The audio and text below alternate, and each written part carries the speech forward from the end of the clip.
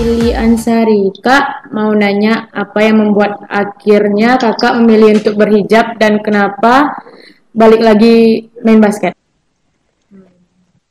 Um, hah, Gimana ya? Sebenarnya basket dan hijabnya ini nggak ada korelasinya, nggak ada sangkut pautnya. Jadi kalau hijab tuh emang sebenarnya udah lama. Basically keluargaku tuh keluarga yang memang Islami banget gitu loh. Tapi emang pada dasarnya akunya bandel. Dulu tuh aku sempat kerudungan, cuman lepas pas SMP kan masih main, masih labil lah, masih main-main. Terus akhirnya basket dengan lingkungan-lingkungan yang ada. Ya gimana sih, kita udah punya basic yang agamis banget dari kecil. Terus pas udah gede tuh kayak ngerasa, oh gue kayaknya salah arah nih sekarang. Jadi inget gitu loh, kayak inget balik ke ya dulu alimnya gitu. Terus gimana ya, rasanya tuh ada rasa pengen balik lagi gitu loh. Ada sih triggernya kenapa memilih untuk berhijab, akhirnya ada. Cuman ceritanya mungkin agak panjang dan agak dramatis. Jadi singkatnya sih itu ya, akhirnya berhijab. Dan kalau dibilang kenapa balik lagi main basket, sebenarnya emang dalam kondisi lagi main basket itu bukan berhijab berhenti ya. Kan proses, ya proses namanya juga hijrah. Aku nggak bisa tiba-tiba langsung cut, gue hijab gue nggak main basket gitu. Nggak bisa juga gitu, pelan-pelan kan. Ya ngikutin dulu apa yang ada. Ya kita mau hijrah tapi nggak bisa langsung sprint lah istilahnya, si jalan dulu, jogging dulu. Ya jadi masih main basket, tapi mungkin nggak sesering kemarin. Kak, di akun fansnya nih, nggak pakai jilbab. Mulai kapan sih kak nggak pakai jilbab main basket? Pakai jilbab mulai kapan? Iya, mulai pakai hijabnya waktu main basket.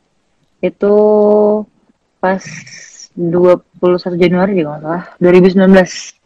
Tahun lalu, Tahun kemarin ya. baru banget. Baru banget tahun lalu. Jadi memang pada kaget sih, dikiranya tuh, wih kok hijau, terus dikiranya berhenti kan. Padahal enggak, emang lagi latihan. Masih dalam kondisi itu kok, latihan intensif buat PON kemarin. Jadi lucu aja kalau orang-orang pada bilang udah nggak basket, kan masih main basket nggak? Masih, padahal masih main basket. Gitu. Nih kak, pengalaman paling berkesan selama menjadi pemain basket apa kak?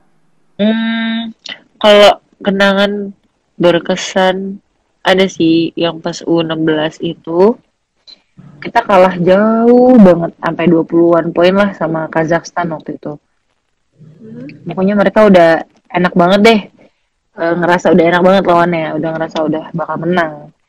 Terus di half time, di kuarter 3-4, kita tuh bisa nyalip, dan akhirnya tuh kita overtime, terus kita menang. Itu pertama kalinya di internasional aku ngerasain vibes, dan aku benar-benar main banyak juga di situ, berkontribusi banyak. Terus rasain kalah, terus kita bisa bounce back balik di endingnya tuh enak banget. Itu sih paling berkesan pertama kali timnas pas junior. Sisanya banyak banget, semua berkesan, selalu punya kesannya masing-masing sih. Ada motivasi diri kakak sendiri nggak waktu kalah itu kak? Karena kalau biasanya ya kan kak kalau kalah itu mereka pasti kayak ah udahlah gitu. Kalau kakak gimana? Kalau waktu itu sih ya beda ya. Kalau pas masih kecil, masih KU, terus masih semangat semangatnya main, apa ya, innocent lah. Kita nggak terlalu banyak mikirin, oh gue harus gini, gue harus. Jadi pusing banget kepala tuh, kebanyakan pikiran, dan mainnya lebih nating tulus kalau aku waktu itu. Aku orangnya nating tulus banget. Jadi saat itu, waduh kalah, ya agak sedih sih. Cuman pokoknya lakuin yang terbaik. Jadi karena pas banget uh, euforia tim saat itu tuh bener-bener semangat semua. Jadi kita nggak ada kepikiran kita harus kita harus nyusul nih, nggak. Tapi ini kita harus semangat, kita harus main bagus. Terus ya udah akhirnya bisa berbalik keadaan. Itu sih motivasinya waktu itu. Oh, selama kakak menjadi atlet basket udah berkunjung ke negeri negara mana aja? Masih banyak dong kak. Mana aja? Pertama kali itu waktu itu ke Sri Lanka, habis itu sempat ke Singapura, Malaysia, Thailand, terus ke Jepang udah, ke Cina udah, ke mana lagi ya? Kayaknya udah deh. Kayaknya udah deh itu. Itu. Gitu aja. Saat kakak mulai pakai hijab nih, ada pengalaman apa yang menjadi inspirasi Kak Rani untuk memakai jilbab? Pas lagi main basket. Iya, ada inspirasi nggak Kak kenapa bisa tiba-tiba pakai jilbab gitu? Atau kayak ngeliat siapa gitu dia berhijab gini gitu? Jujur aku tuh orangnya nggak pernah punya role model ya. Nggak tahu kenapa. Aku tuh basket tapi nggak tahu dulu tuh ya basket nggak tahu NBA, nggak tahu NBL, nggak tahu WNBL, nggak tahu sama sekali gitu. Nggak punya role model gue pengen kayak siapa. Tapi pada serangnya kepedean jadi pengennya tuh gue jadi orang yang orang tuh liatnya gue jadi siapanya mereka gitu. Tapi kalau untuk yang kerudung jadi bener-bener nggak ada sampai sekarang pun berhijab nggak pernah ada ngerasa role model pengen jadi siapa. Waktu itu tuh mikirnya gini loh, mau nunggu nggak basket terus baru kerudung. Mau sampai kapan? Gue suka basket, gitu kan? Terus mau basketan sekarang, mau kerudungan sekarang tapi gue masih basket, gimana ya? Mikirnya gitu kan? Aduh gue masih basket, orang bilang apa kok gue kerudung masih kayak gitu tuh waktu itu mikirnya. Cuman akhirnya mikirnya gini, mau sampai sampai kapan basket gue nggak tahu, umur gue nggak tahu kapan, nggak tahu sampai kapan. Iya, kalau gue sampai basket selesai gue ada umur. Kalau ntar ternyata gue kerudungnya pas di kafan, mikir, mikir tuh, mikir. Mendingan sekarang kerudung bisa ganti-ganti warnanya kalau nanti putih doang. Udah paling gak ada lagi lah motivasinya itu.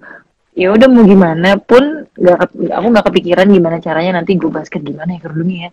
Aduh ntar gue gini gue gitu nggak ada. Udah kerudung dulu, niatin, komit, lillahi ta'ala, udah urusan nanti jalan ke depan, mau ada basket mau enggak, udah ikutin aja. Nah,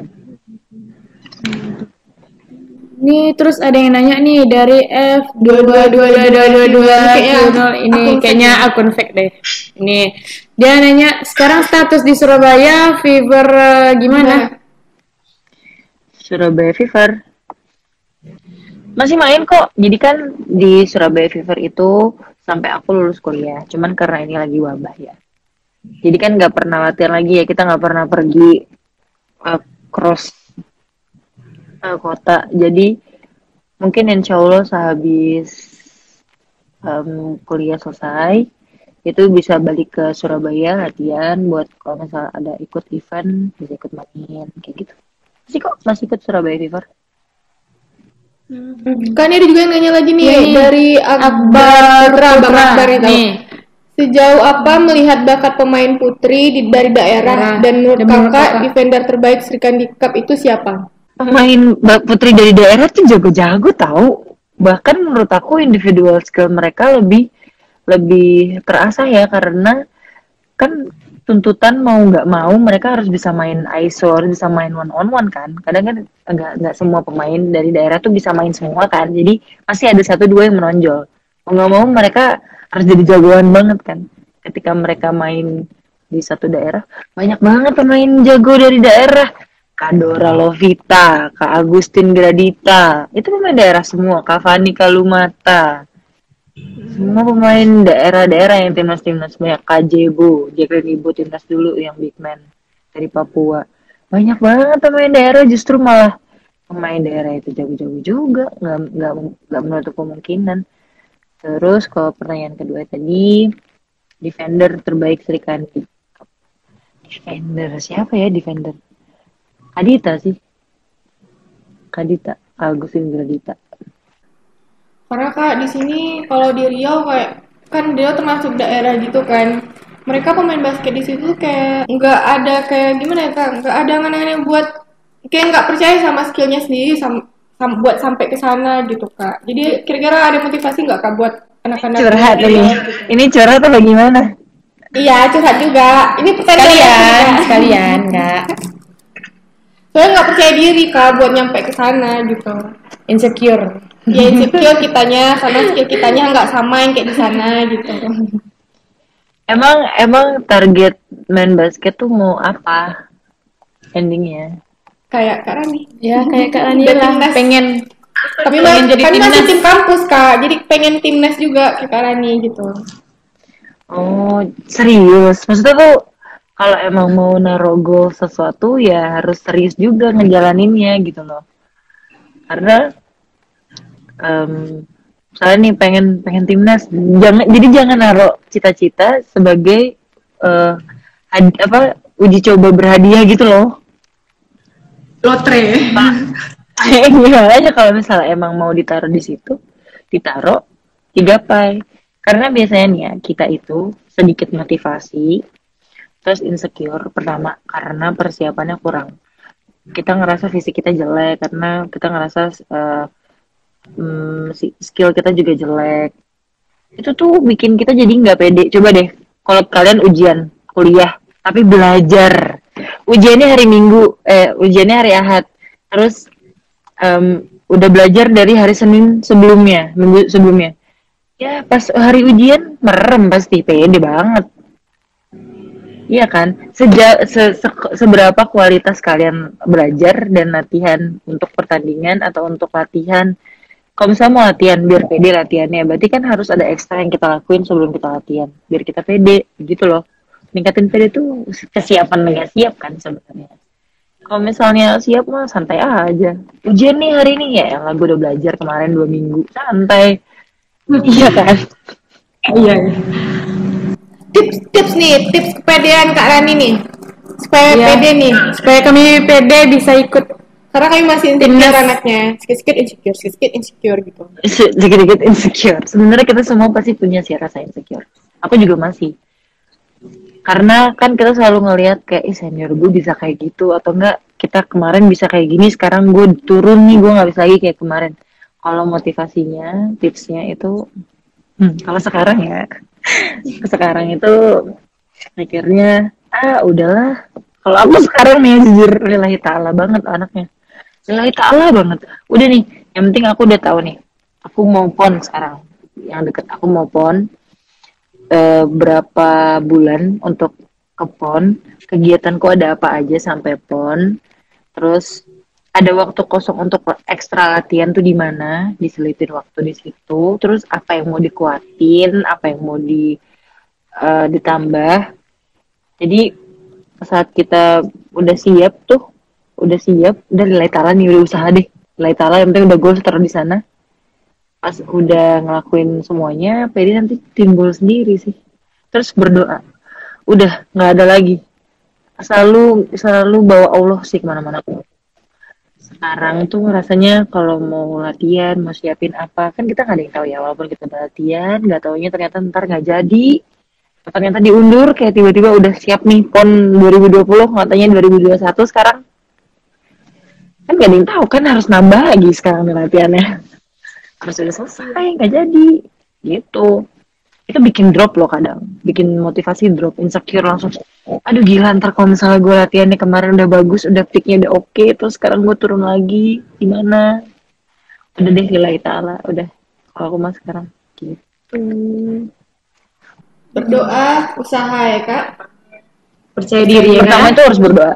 Berdoa itu adalah salah satu usaha kita. Jadi banyak banget yang salah pemikiran. Ya berdoa doang loh, usaha enggak, justru kita itu pertama kalau mau ngelakuin hajat sesuatu itu berdoa dulu, minta sama Allah biar kita usahanya nanti pas ngejalaninnya diarahin sama Allah kemana. Terus ada yang nanya nih, namanya Priyadi Surya MPD MPH. Rani pernah ikut 5 nggak?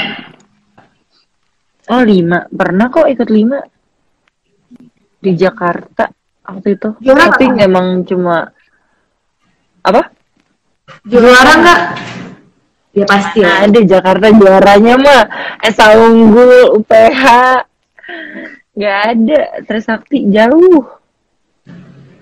Zamannya aku pemainnya nggak begitu banyak. Ada pertanyaan lagi nih dari Warihma Matiu. Sudah lulus kuliah Ran? Udah lulus kuliah belum? Kapan targetnya Kak? Insya Allah doain ya. Insya Allah awal Agustus ini mau sidang. Amin. Kok aku makin insecure ya sidang. Kenapa? Emang kalian semester berapa sih? Udah semester 11. Susah banget mau bilang semesternya. Susah banget. Gak masalah loh. Gak masalah tahu. Setiap orang tuh udah diatur waktunya. Tenang aja. Dari Akbar lagi nih Dari Kak. Akbar Putra lagi nih Kak, menurut Kak Rani pada akhirnya gimana untuk bisa menghandle dan compare antara hobi, tuntutan dan kewajiban Kakak? Cara aku menghandle. Balik lagi sih. Aku menghandlenya itu minta petunjuk. Aku tuh selalu bikin rencana A B C D F G tapi fail gitu loh untuk manage segala hal. Tuntutannya kuliah harus ngerjain tugas, basket harus latihan, harus jaga badan, harus jaga fisik. Terus di di kewajiban aku sebagai muslim juga ada, tuntutan yang lain juga ada sebagai anak, sebagai kakak, sebagai apa, banyak kan.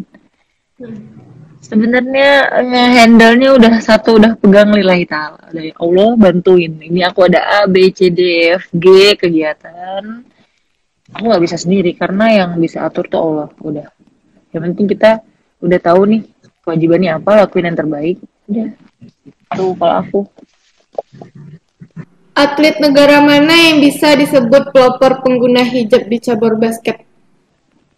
Sekarang banyak ya. Udah pada boleh. Egypt udah bisa, Mesir udah pakai, terus Iran udah pakai, terus di London juga ada salah satu pelopor.